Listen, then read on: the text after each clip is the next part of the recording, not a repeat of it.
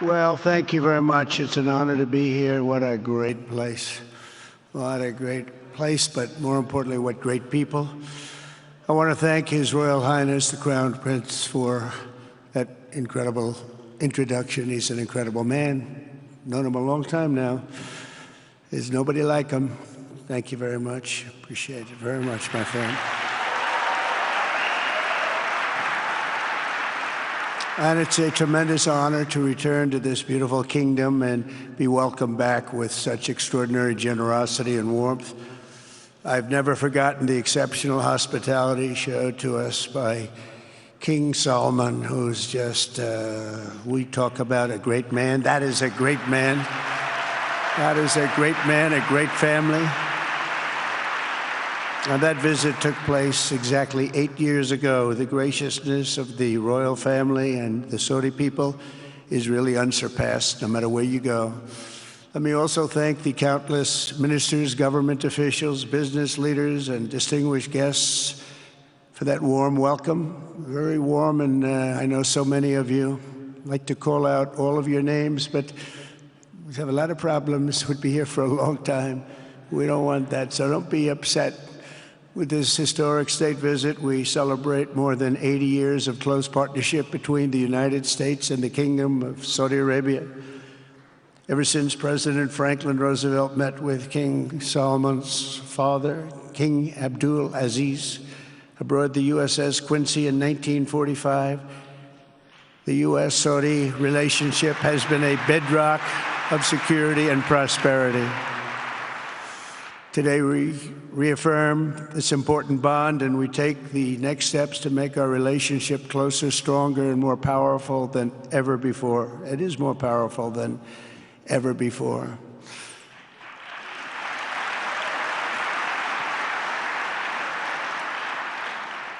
And by the way, it will remain that way. We don't go in and out like other people. It will remain that way.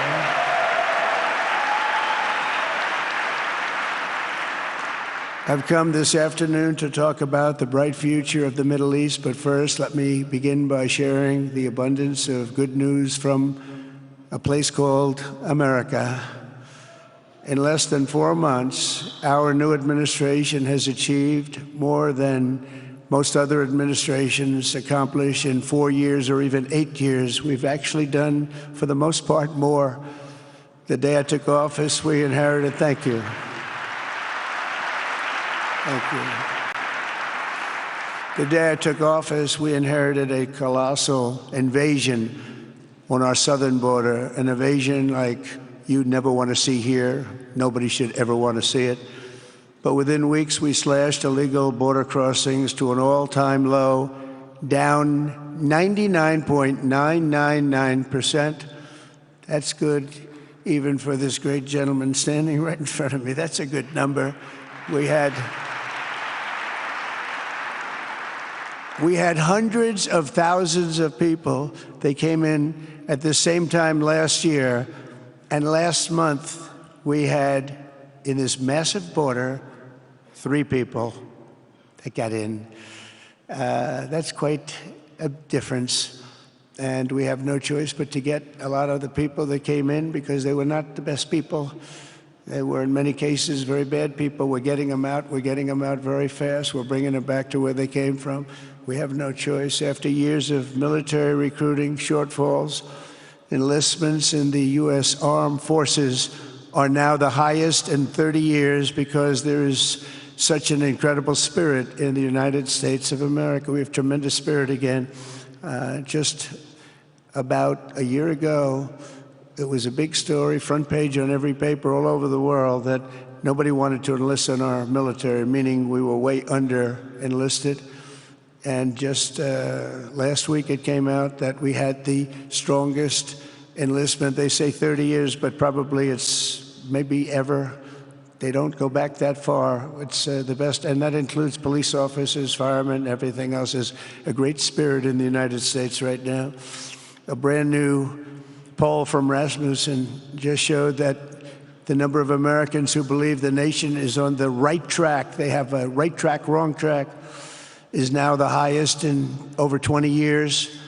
And it hasn't been anything like this because for many years it was the wrong track. And I can tell you for the last 4 years it was definitely the wrong track, but it's the highest it's been in many, many years. We renamed the Gulf of Mexico into the Gulf of America. That was very popular, other than perhaps with Mexico.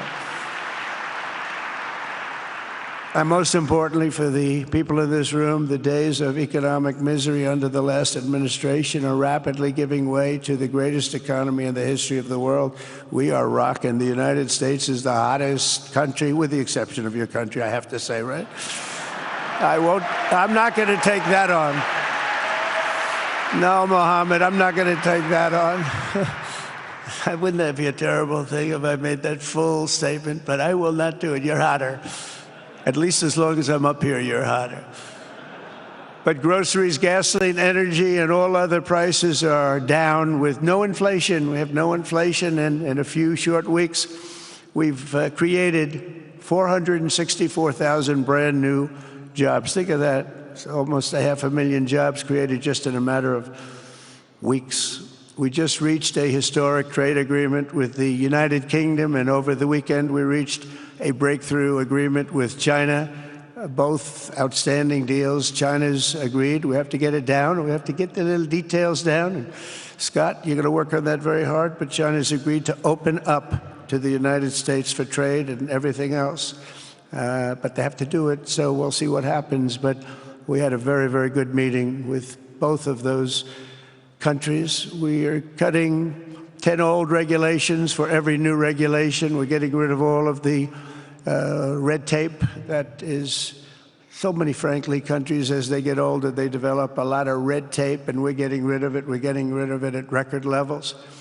And I'm pleased to report that the United States Congress is on the verge of passing the largest tax cut and regulation cut in American history. We think we're in good shape to get that. And if we get that, that will be like a rocket ship for our country. In the first quarter of the year, the investment in America was up an astounding 22%.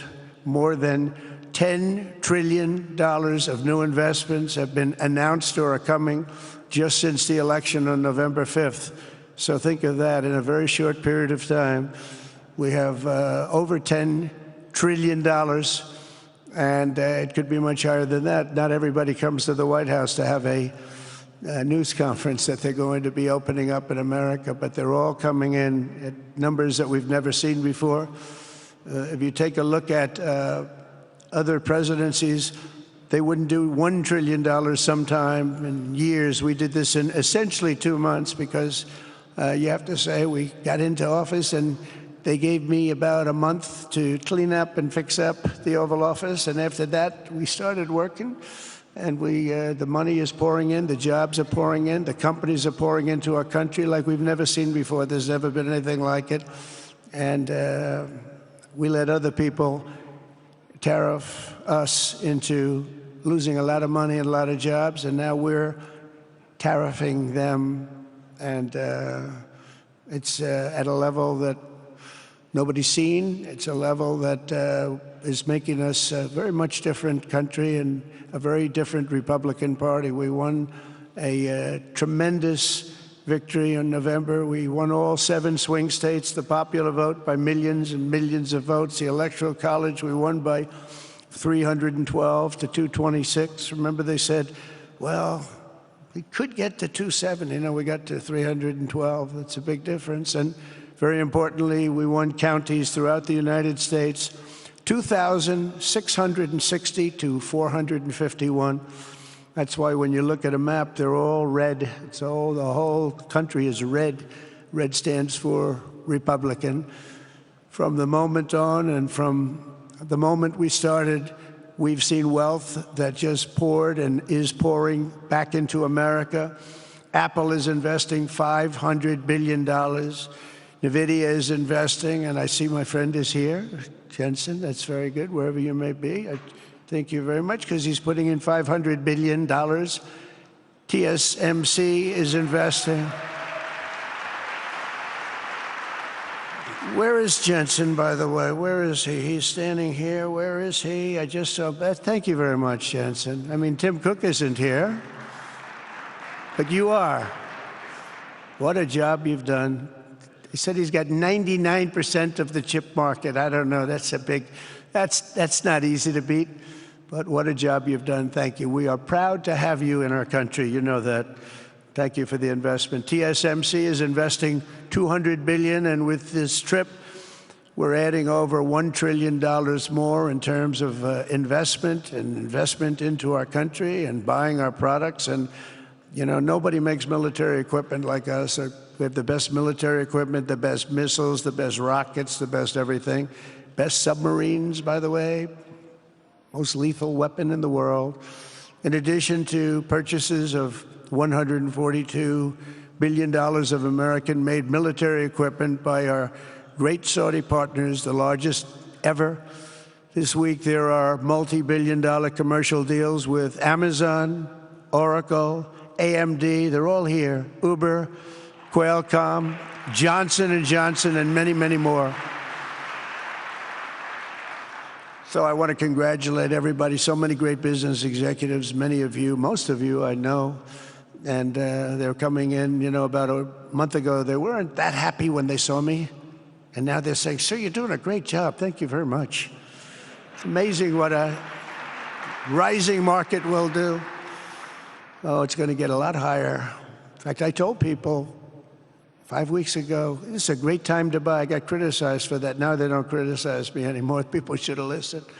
But it's going to go a lot higher. You see, we've never had anything like this happen. It's an explosion of investment and jobs, and great companies are coming in. Never seen anything like it. There's no better place to make a future or make a fortune, or do anything, frankly, than what we have in the United States of America under a certain president, Donald J. Trump. I have the right attitude. I have the same attitude that the people in the front row, second row, third row have. As you get back, perhaps they start to wane a little bit in terms of their view. But they understand, and we're doing what a lot of smart people would do. And we're not necessarily being politically correct. You saw what we did yesterday with health care. We've cut our health care by 50 to 90%.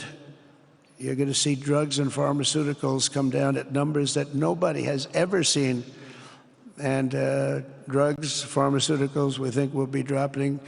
And it will be a redistribution of costs with other nations, which really took advantage of a very nice group of people that ran our country. But not only is this a time of incredible excitement in the United States, it's also an exhilarating period right here in the Arabian Peninsula. Beautiful place, by the way, beautiful place. Exactly. Thank you. Exactly 8 years ago this month, I stood in this very room and looked forward to a future in which the nations of this region would drive the forces of terrorism and extremism, drive them right out of existence, and take your place among the proudest, most prosperous, most successful nations anywhere in the world as leaders of a modern and rising Middle East. So exciting. So exciting. Mohammed, you sleep at night? How do you sleep? Huh? Just thinking.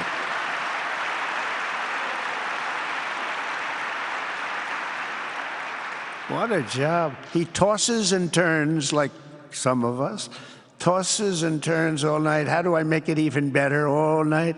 It's the ones that don't toss and turn. They're the ones that will never take you to the promised land, won't they?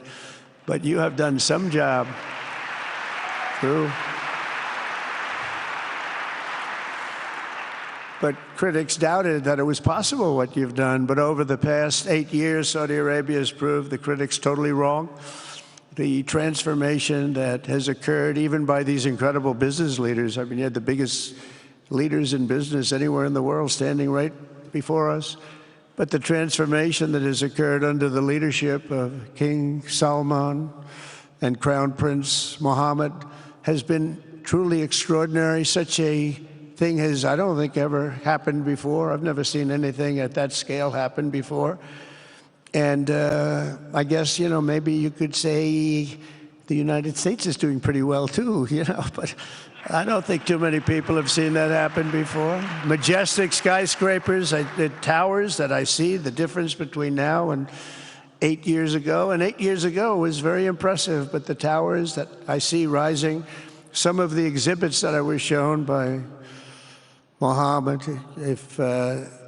what I've seen there is just an amazing, it's an amazing process, amazing genius of so many people, architecture, but I have a feeling I know where many of those ideas came from. Happens to be sitting right in this room right before me, but the towers and all of the different, I've seen a lot of different towers. I didn't think there's any version of a tower that I haven't seen in one form or another. I just passed 4 exhibits. I have never seen anything like any of them. So it's going to be very exciting. And they sit among the ancient wonders of a growing and exciting city. It's really amazing.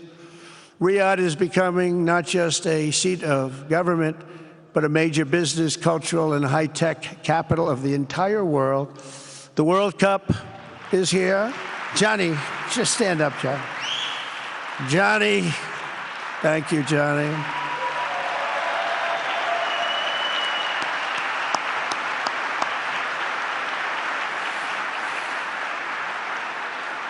Great job, Johnny, great job. But the World Cup and the World Expo will soon be coming here, just like the World Cup is coming to the United States. It's going to be really exciting next year. The engines of Formula One racing now roar through the streets of Jeddah in a historic milestone. Other industries recently surpassed oil.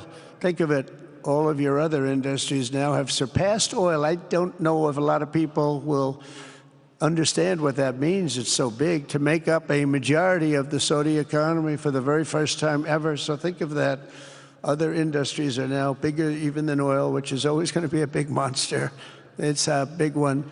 But that's a great tribute to you and economic development properly used. In other cities throughout the peninsula, places like Dubai and Abu Dhabi, Doha, Muscat, the transformations have been unbelievably remarkable.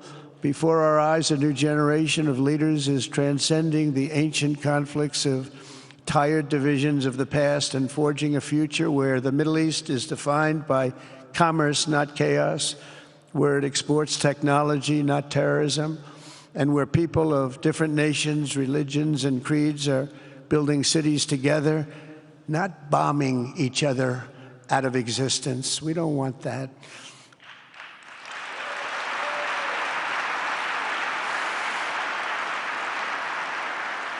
And it's crucial for the wider world to note this great transformation has not come from Western interventionists or flying people in beautiful planes giving you lectures on how to live and how to govern your own affairs. No, the gleaming marvels of Riyadh and Abu Dhabi were not created by the so-called nation builders, neocons, or liberal nonprofits like those who spent trillions and trillions of dollars failing to develop Kabul, Baghdad, so many other cities. Instead, the birth of a modern Middle East has been brought by the people of the region themselves, the people that are right here, the people that have lived here all their lives, developing your own sovereign countries, pursuing your own unique visions and charting your own destinies in your own way. It's really incredible what you've done. In the end, the so-called nation builders wrecked far more nations than they built, and the interventionists were intervening in complex societies that they did not even understand themselves. They told you how to do it, but they had no idea how to do it themselves. Peace, prosperity, and progress ultimately came not from a radical rejection of your heritage, but rather from embracing your national traditions and embracing that same heritage that you love so dearly.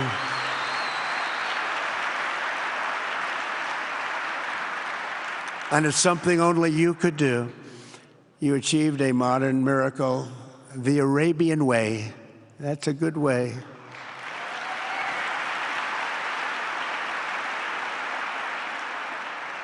Today, the Gulf nations have shown this entire region a path towards safe and orderly societies with improving quality of life, flourishing economic growth, expanding personal freedoms, and increasing responsibilities on the world stage. After so many decades of conflict, finally it is within our grasp to reach the future that generations before us could only dream about, a land of peace, safety, harmony, opportunity, innovation, and achievement right here in the Middle East. So beautiful. It's such a beautiful thing that's happening. I guess, you know, the people that are here can't even really appreciate it because you see it happening, and it's when you come to a place that you haven't seen in 5 years or 10 years or 20 years that it's even more incredible. When I left office just over 4 years ago, that future seemed almost impossible, what you've done. Together we had obliterated the killers of ISIS. We wiped them out, terminated its founder and leader, al-Baghdadi. We had healed the divide in the Gulf Cooperation Council, it's a very big deal, and united the nations of the region to stand against the enemies of all civilization. We'd imposed unprecedented sanctions on Iran and starved the regime of resources to fund terror. They were unable to fund anything because they had no money left. They had no money. But the new administration came in and let them have a lot of money, and you saw what happened. It was not money well spent. And with the historic Abraham Accords that we're so proud of, all the momentum was aimed at peace, and it aimed very successfully. It's been an amazing thing, the Abraham Accords, and it's my fervent hope, wish, and even my dream that Saudi Arabia, a place I have such respect for, especially over the last fairly short period of time, what you've been able to do, but we'll soon be joining the Abraham Accords. I think it'll be a tremendous tribute to your country, and it will be something that's really going to be very important for the future of the Middle East. I took a risk in doing them, and they've been an absolute bonanza for the countries that have joined. The Biden administration did nothing for 4 years. We would have had it filled out. But it will be a special day in the Middle East with the whole world watching when Saudi Arabia joins us, and you'll be greatly honoring me, and you'll be greatly honoring all of those people that have fought so hard for the Middle East, and I really think it's going to be something special, but you'll do it in your own time, and that's what I want, and that's what you want, and that's the way it's going to be. When I left office, the only thing still standing between this region and its unbelievable potential was a small group of rogue actors and violent thugs seeking constantly to drag the Middle East backward and into havoc, mayhem, and indeed into war. Unfortunately, instead of confronting these destructive forces, the last U.S. administration chose to enrich them and empower them and give them billions and billions of dollars. The Biden administration, the worst administration in the history of our country, by the way, spurned our most trusted and long-standing Gulf partners, and I can say partners worldwide, one of our great, great partners, no matter who we look to, and we have great partners in the world, but we have none stronger and nobody like the gentleman that's right before me. He's your greatest representative, greatest representative.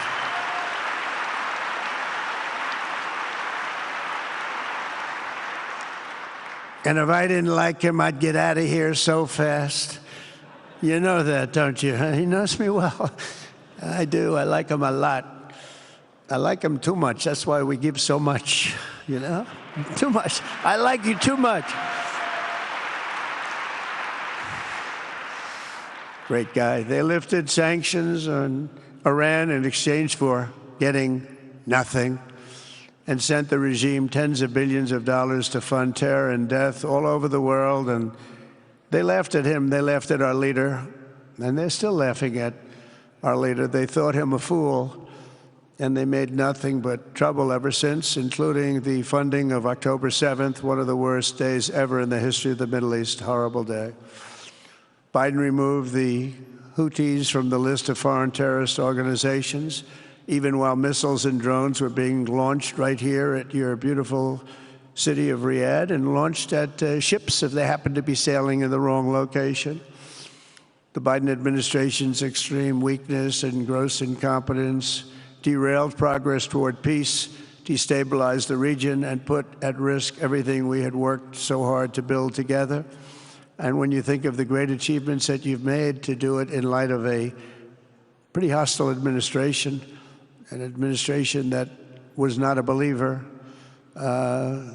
it makes your achievements even greater. Makes them even greater, you know that.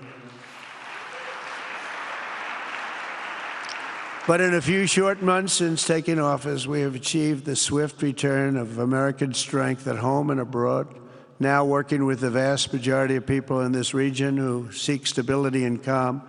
Our task is to unify against the few agents of chaos and terror that are left and that are holding hostage the dreams of millions and millions of great people. The biggest and most destructive of these forces is the regime in Iran, which has caused unthinkable suffering in Syria, Lebanon, Gaza, Iraq, Yemen, and beyond. There could be no sharper contrast with the path you have pursued on the Arabian Peninsula than the disaster unfolding right across in the Gulf of Iran.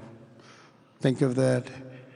They wanted to name it that. I said, they're not going to let them do that. Do you mind if I stop that? I stopped it. We're not going to let that happen.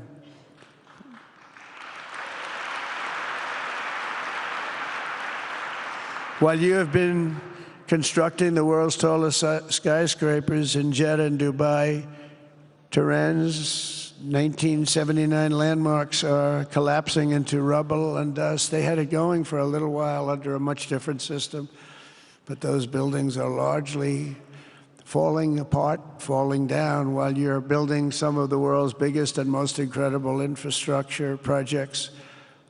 Buildings, all sorts of things you're building that nobody's ever even seen before. Iran's decades of neglect and mismanagement have left the country plagued by rolling blackouts lasting for hours a day. All the time you hear about it. While your skill has turned dry deserts into fertile farmland, Iran's leaders have managed to turn green farmland into dry deserts as their corrupt water mafia, it's called it the water mafia, causes droughts and empty riverbeds. They get rich, but they don't let the people have any of it. And then, of course, there's the key difference at the root of it all. While the Arab states have focused on becoming pillars of regional stability and world commerce, Iran's leaders have focused on stealing their people's wealth to fund terror and bloodshed abroad. Most tragic of all, they have dragged down an entire region with them. Countless lives were lost in the Iranian effort to maintain a crumbling regime in Syria. Look at what happened with Syria. In Lebanon, their Hezbollah proxies have pillaged the hopes of a nation whose capital, Beirut, was once called the Paris of the Middle East. Can you imagine? All of this misery and so much more was entirely avoidable, absolutely avoidable. And Mohammed knew that. He knew that. Smart people knew that. If only the Iranian regime had focused on building their nation up instead of tearing the region down. Yet I'm here today not merely to condemn the past chaos of Iran's leaders, but to offer them a new path and a much better path toward a far better and more hopeful future. As I've shown repeatedly, I am willing to end past conflicts and forge new partnerships for a better and more stable world, even if our differences may be very profound, which obviously they are in the case of Iran. I have never believed in having permanent enemies. I am different than a lot of people think. I don't like permanent enemies, but sometimes you need enemies to do the job, and you have to do it right. Enemies get you motivated. In fact, some of the closest friends of the United States of America are nations we fought wars against in generations past, and now they're our friends and our allies. I want to make a deal with Iran. If I can make a deal with Iran, I'll be very happy if we're going to make your region and the world a safer place. But if Iran's leadership rejects this olive branch and continues to attack their neighbors, then we will have no choice but to inflict massive, maximum pressure drive Iranian oil exports to zero like I did before.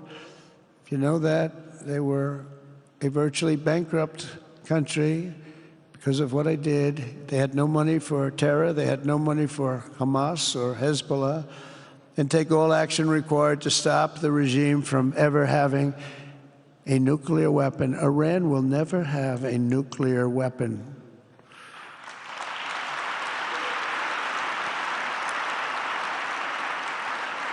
But with that said, Iran can have a much brighter future, but will never allow America and its allies to be threatened with terrorism or nuclear attack. The choice is theirs to make. We really want them to be a successful country. We want them to be a wonderful, safe, great country, but they cannot have a nuclear weapon. This is an offer that will not last forever. The time is right now for them to choose. Right now, we don't have a lot of time to wait. Things are happening at a very fast pace. They're happening right here. They're happening at a very fast pace. So they have to make their move right now, one way or the other. Make your move. As I said in my inaugural address, my greatest hope is to be a peacemaker and to be a unifier. I don't like war. We have the greatest military, by the way, in the history of the world. You know, I rebuilt our military in my first 4 years and rebuilt it into the most powerful military there is.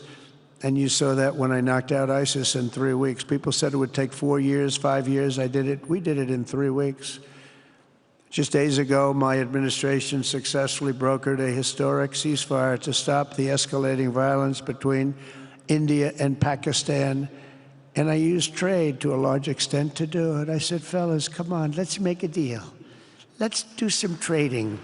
Let's not trade nuclear missiles. Let's trade the things that you make so beautifully. And they both have very powerful leaders, very strong leaders, good leaders, smart leaders.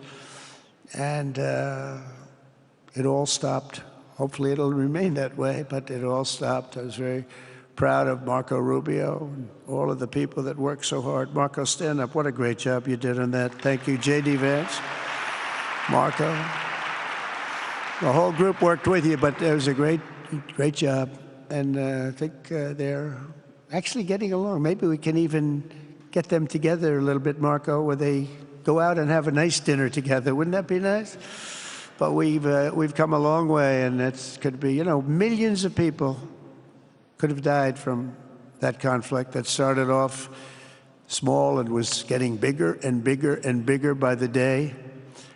I've also been working relentlessly to end the terrible bloodshed between Russia and Ukraine, and very importantly, talks are being held in Turkey later this week, probably on Thursday, and they could produce some pretty good results. Our people are going to be going there. Marco's going to be going there. Others are going to be going, and we'll see if we can get it done. 5,000 people, young people for the most part, soldiers from Ukraine, soldiers from Russia. They're not from here and they're not from the United States, but they're souls.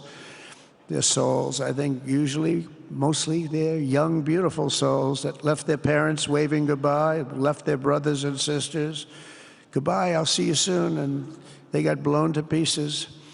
5,000 on average a week are dying. And people are dying elsewhere in the region, but tremendous numbers like we haven't seen since World War II are dying, and I want to stop it. I want to stop it. It's a horrible war. Would have never happened if I were president. That's a war that would have never happened. October 7th would have never happened if I were president, because Iran had no money to pay Hamas or anybody else. They had no money. They were not looking to take care of them. They had to take care of themselves. They had no money. We stopped their oil effectively with the embargoes and sanctions.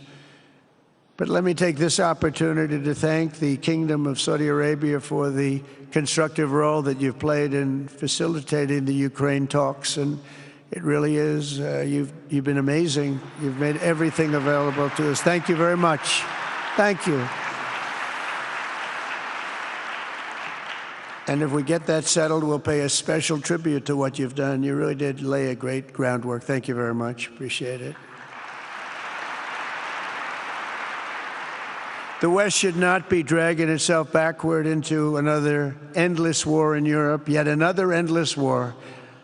We should stop the killing and work together to address the biggest long-term threats as one unbeatable team. Think of us as an unbeatable team. I mean, when you look at what you've done here, that's much more difficult than stopping stupidity. Think of it. It's stupidity. What you've done is much more difficult, and you did it better than anybody else has ever done it. As President of the United States,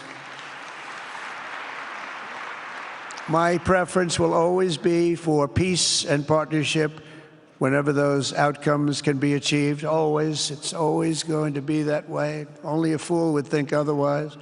In recent years, far too many American presidents have been afflicted with the notion that it's our job to look into the souls of foreign leaders and use U.S. policy to dispense justice for their sins. They loved using our very powerful military, and now it's really the most powerful it's ever been. We just are getting a budget approved, $1 trillion, highest budget we've ever had in history for military, $1 trillion. And we're getting the greatest missiles, the greatest weapons. And, you know, I hate to do it, but you have to do it because we believe in peace through strength. You have to have the strength, otherwise bad things could happen. But hopefully we'll never have to use any of those weapons. Seems to be an awfully big waste of money if you're never going to use them, but hopefully we'll never have to use them because the destructive power of some of those weapons are like nobody's seen before. I believe it is God's job to sit in judgment, my job to defend America, and to promote the fundamental interest of stability, prosperity, and peace. That's what I really want to do. I will never hesitate to wield American power if it's necessary to defend the United States or to help defend our allies.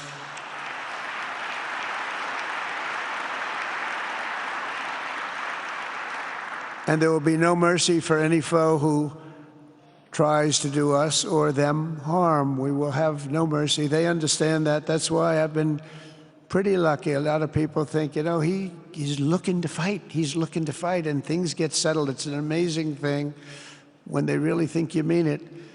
But we do. We have the greatest military, the strongest military, stronger than any. Nobody's even close. We have the best weapons in the world, but we don't want to use them. If you threaten America or our partners, however, then you'll be faced with overwhelming strength and devastating force. We have things that you don't even know about, you don't hear about, and if you did, you'd say, wow. In recent weeks, following repeated attacks on American ships and freedom of navigation in the Red Sea, the United States military launched more than 1,100 strikes on the Houthis in Yemen. As a result, the Houthis agreed to stop. They said, we don't want this anymore. It's the first time you've heard that from them, too. They're tough. They're fighters. But just days ago, we were asked to cease targeting commercial. They were not going to be targeting commercial ships in any way, shape, or form, or anything American. And they were very happy that we stopped. But we had 52 days of thunder and lightning like they've never seen before. This was a swift, ferocious, decisive, and extremely successful use of military force. Not that we wanted to do it, but they were shooting down ships. They were shooting at you. They were shooting at Saudi Arabia. We don't want them shooting at Saudi Arabia, if that's okay. So we hit them hard. We got what we came for, and then we got out. Since January 20th, the U.S. military has terminated 83 terrorist leaders operating across Iraq, Syria, and Somalia, including ISIS's #2 global leader. You read about that just recently. With the help of Pakistan, we apprehended the ISIS terrorists responsible for the attack on 13 American service members at Abbey Gate, that horrible, horrible disaster. During this Afghanistan withdrawal, you know, that's another thing that we don't even think about so much anymore. 13 died, but 42 were horribly wounded. But hundreds of people died overall, because I count the people on the other side. Hundreds of people just grossly incompetent. It's probably why Putin decided to go into Ukraine, something he never would have done if I were president. But we wouldn't have had the problems of October 7th if I were president. We wouldn't have had Ukraine, Russia if I were president. We wouldn't have had Abbey-gate because there wouldn't have been any reason we were getting out, but we were getting out with dignity and with strength and power. But the way they got out was not good. I think it was the most embarrassing moment in the history of our country. And we've been working tirelessly to bring back all hostages held by Hamas. We brought back a lot already, but we're bringing back more. This weekend, we successfully negotiated the release of the last American hostage, Edan Alexander. Just came out a few hours ago, and we continue to work to get that war ended as quickly as possible. It's a horrible thing that's taking place. All civilized people must condemn the October 7th atrocities against Israel, which would never have happened again if you had probably a different president, but definitely if you had me as president. The people of Gaza deserve a much better future, but that will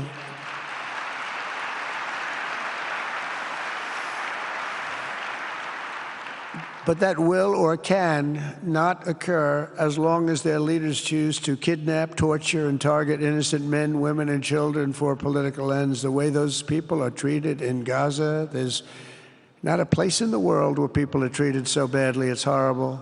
After years of suffering, two of the nations most ravaged by terror are finally beginning to end their long nightmares under the new generation of leaders.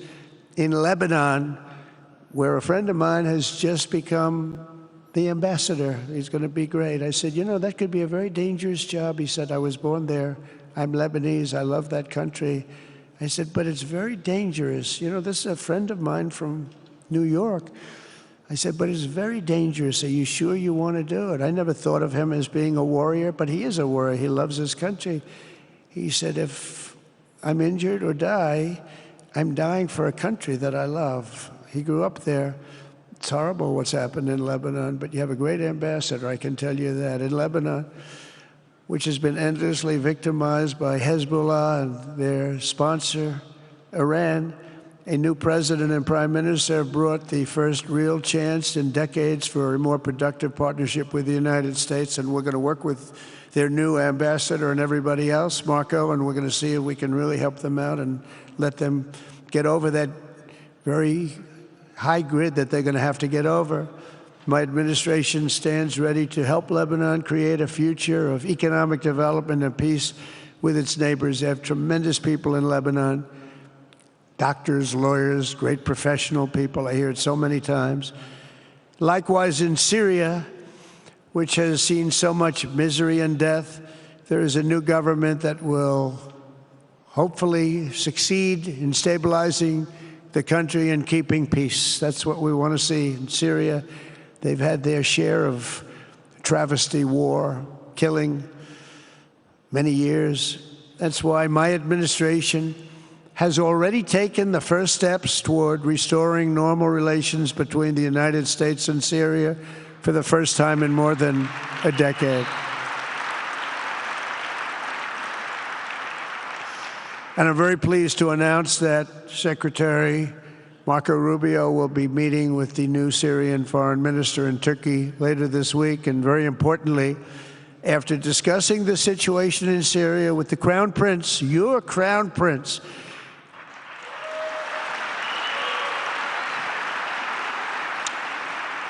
and also with President Erdogan of Turkey, who called me the other day and asked for a very similar thing, among others, and friends of mine, people that I have a lot of respect for in the Middle East, I will be ordering the cessation of sanctions against Syria in order to give them a chance at greatness.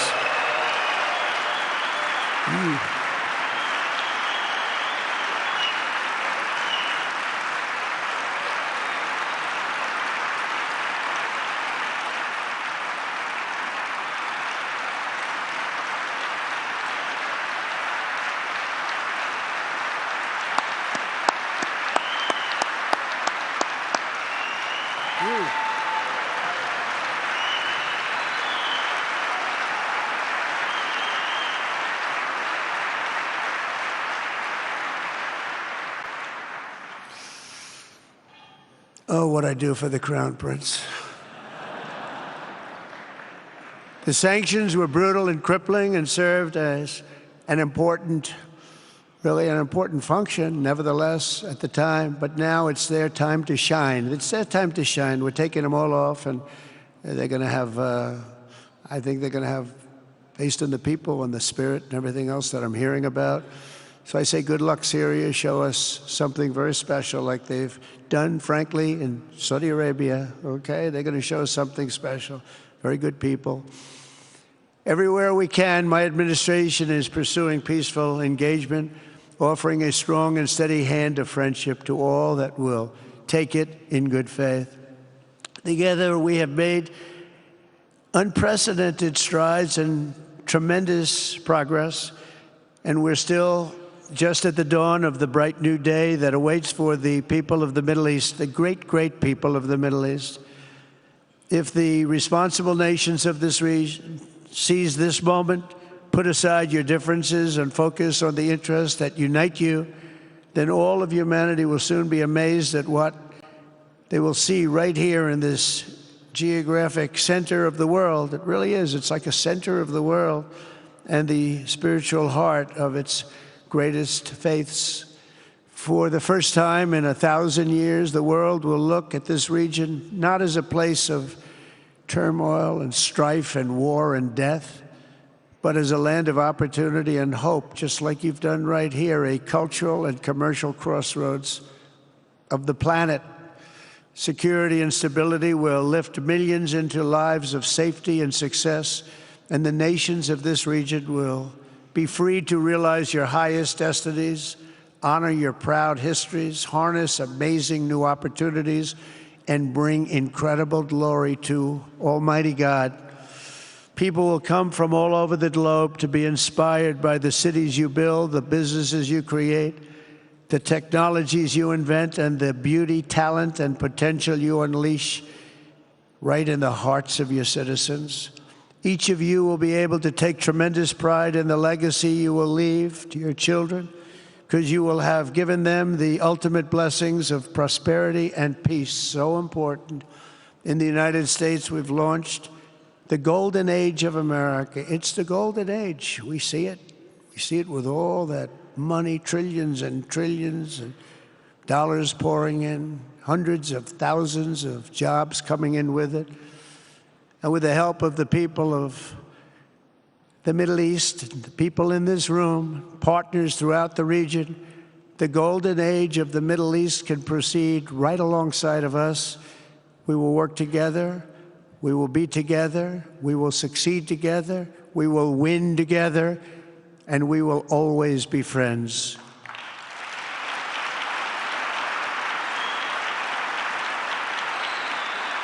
Thank you.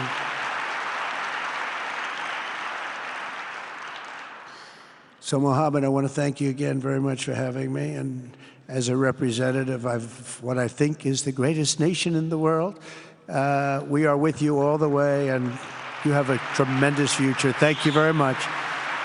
And please pay my respects to your father. Thank you very much. Thank you.